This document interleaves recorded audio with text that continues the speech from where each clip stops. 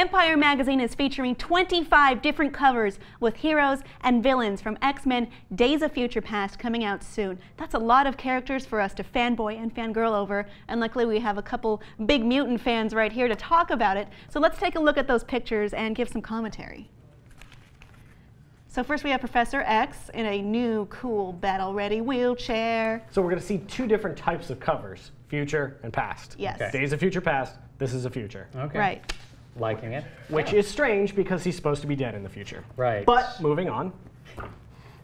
See, shouldn't he be in the wheelchair? Okay, there's two problems with this cover. One is that Days of Future Past is supposed to take place in the 80s. That is the South Vietnam flag. James McAvoy's character from First Class takes place in the 60s. So by the time we get to the 80s, he should look way more Patrick Stewart than this. And also, if it's going to be in the 80s, he should definitely be in the wheelchair. So he's not. I don't even know why McAvoy's in this movie. It should be a younger looking Patrick Stewart.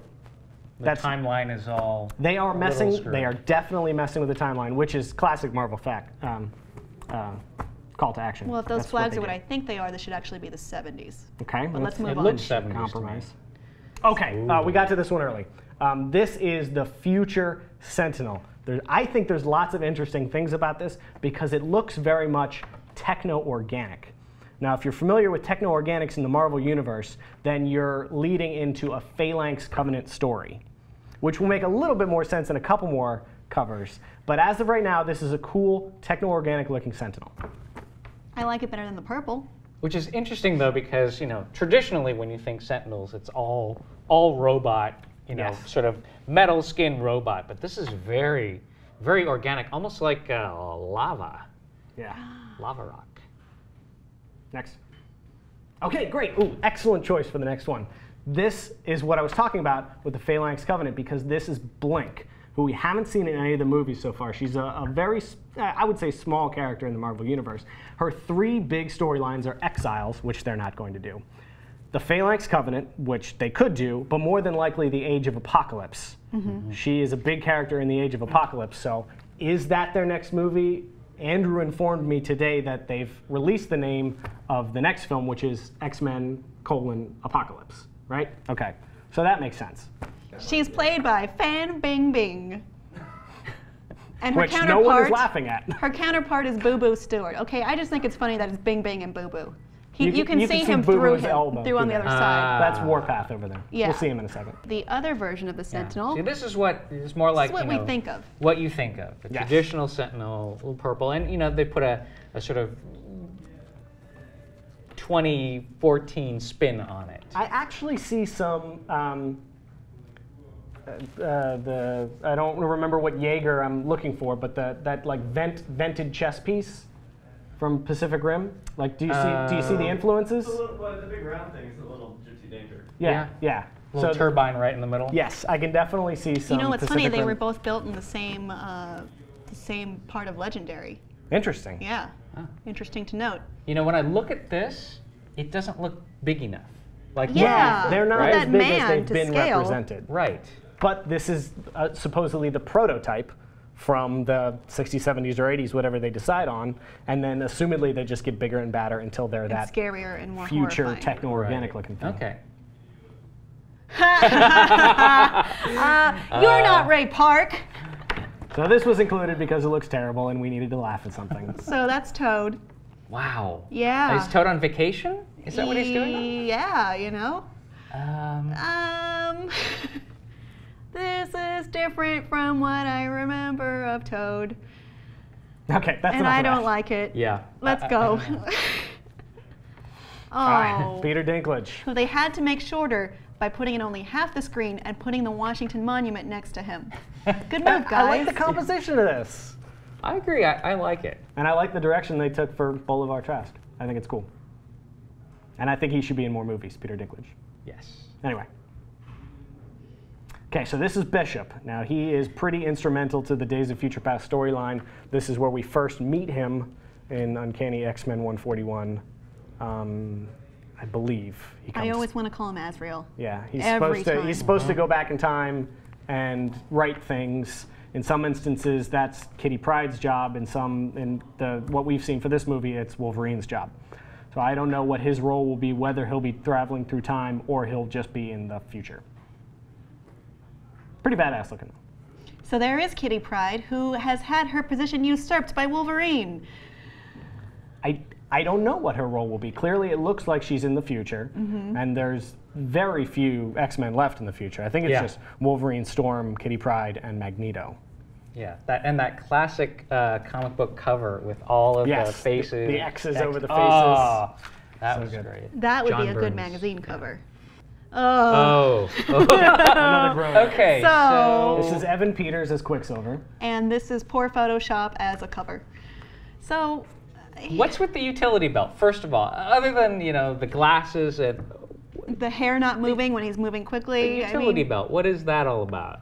I don't Why like does it. Quicksilver need mace or whatever that is? I don't know. It's like a What if- TI-83 on there. If I'm he's not really- spraying, He's gonna make some really quick calculations. What? if you Also, spray it should be- mace when you're running, you'll get it in your face. Now I see the goggles. Okay, I could go with the goggles, fine, and maybe even ear protection, but the rest of it is just a mess. It's odd. It should also be noted that in the comics, Quicksilver is not around in Days of Future Past.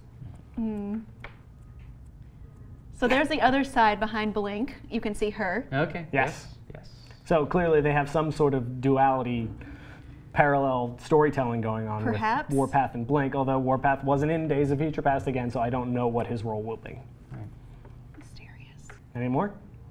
And yes, Rogue. okay. Rogue. So this is probably the last interesting conspiracy theory thing. Supposedly, Rogue's plot was cut from this film. She only had one scene, and Bryan Singer has said that he cut her, but she's still in the promotional material. Well, he said that he cut her scene, but that she still may turn up in the film, just not in any speaking roles or plot development, but that she may be on screen. And she's a big star, especially with the success of True Blood, so it would be silly not to bring her in for a photo shoot. And Rogue is my favorite X-Men. Oh, there you go. Yeah. There. So it worked on you. Keep her.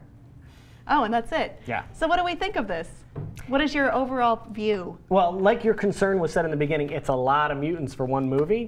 What I didn't realize is that Days of Future Past is only 2 comic books. I didn't know that either. Yeah, I thought it was a much longer story. Yeah, like the Age of Apocalypse is this big, like 8 or 9 comic, like multi-story, multifaceted thing. Days of Future Past is just 2 issues. Well, it looks like some liberties were taken, adding Yes. certain characters. Quite a few. Maybe adding elements of different storylines.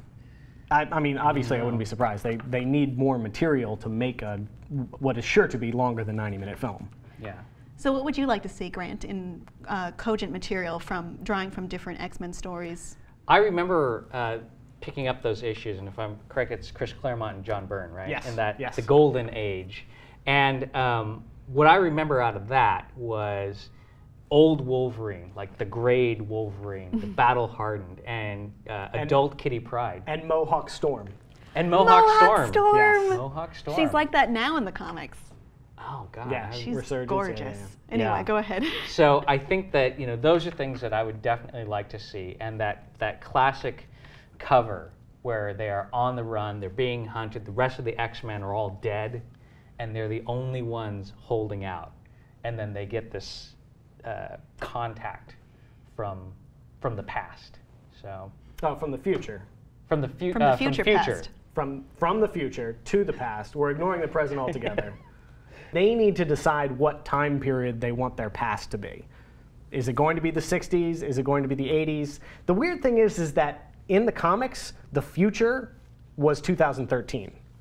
So they just missed that. 2014 It's now. 2014 Which now. is a whole Right? new We world. just survived the Sentinel Did virus. it. So I don't know what their new sliding time scale is going to be. Obviously, they have to do it within the lifetime of some of these characters that go back and It forth. gives certain clues, but it's a little confusing. Are we okay with Wolverine being the one that goes back? Wolverine is a big character in the Marvel Cinematic Universe, and Kitty Pryde is not. That's just the way it is right now. Maybe it's better this way because the audience for these movies is more imprinted onto Wolverine and understands more about him than they understand about Kitty Pryde. Though I hate to see Kitty Pryde lose a storyline because she's a great character of herself. And the problem is, I think the best part of this 2-issue run is that you get to see in parallel, the battle happen in the past and the battle that happens in the future, especially Wolverine, Colossus, and Storm, which are in both of them. And you see how they have success in the past and they have failures in the future, and you get to see some spectacular deaths in that future timeline that they're trying to unmake. And if Wolverine's only in the past, you're going to kind of miss out on that. Yeah. So it could be pretty damn epic. I think it is.